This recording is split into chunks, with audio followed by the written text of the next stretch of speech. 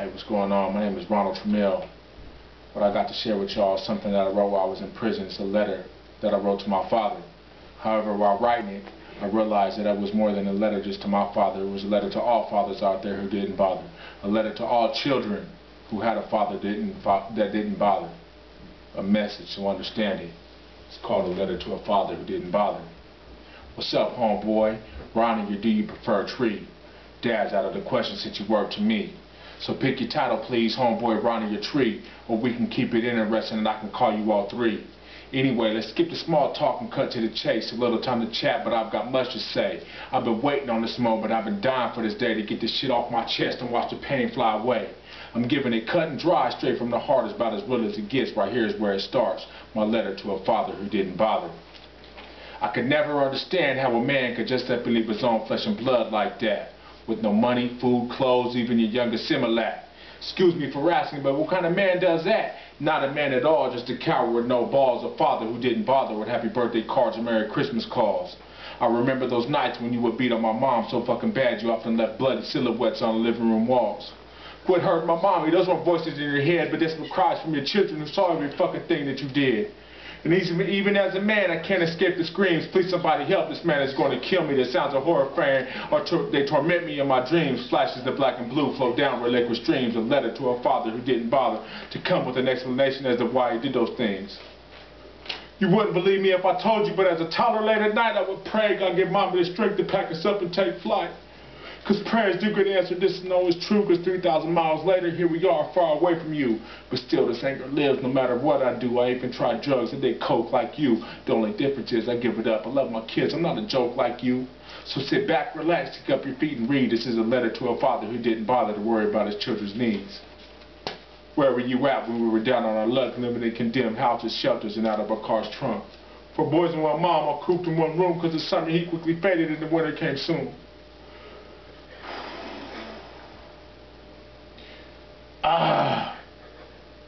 Before we knew it, we were out on our ass because with no money, not even one room was guaranteed to last. So there we were, for boys and one mom, quickly back in our bags, tossing them in that station wagon that had barely any gas. Traveling from city to city and town to town, searching for a nice warm bed, a place to lay down.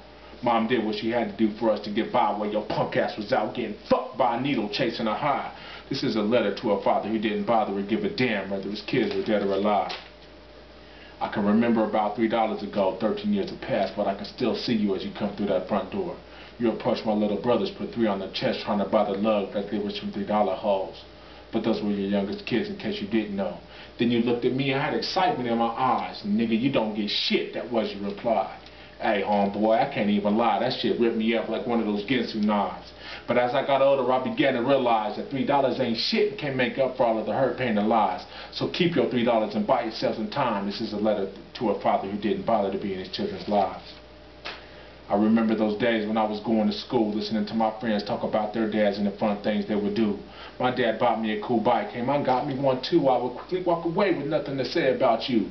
No hunting, no camping, or even fishing trips, just drugs, neglect, mom's broken ribs, and many fat lips. I was quick to learn that those things are best left unsaid, and I replaced the truth with, hey, my dad is dead. It's not far from the truth, though, I'm just keeping it real. Tree, you're a walking dead man, how does it feel? You never gave your kids shit, just took and continued to steal. A letter to a father who didn't bother. Melissa's doing fine, she's so beautiful today. After all you put her through, you could never take her beauty away. LaShawn's got a job making decent money. He's got a beautiful daughter also who thinks everything is funny. Kelly works real hard. He's got a daughter coming soon. In case you didn't know it, he graduated in 2002. Man, ain't it funny how fast the time passes. Kyle, your younger son, is trying to make it big rapping. And then there was me. I'm doing time right now. I've been down for 2 years. 1 more left and I'll be out. Thank you so much for giving me something to sit and write about. A letter to a father who didn't bother. Ariana and Adonis are doing well. McCon, Kyle, do those names ring a bell? Tavion and Tasia, LaShawn's boy and girl. Kiana Levine, Kelly's bright star, will soon light up the world.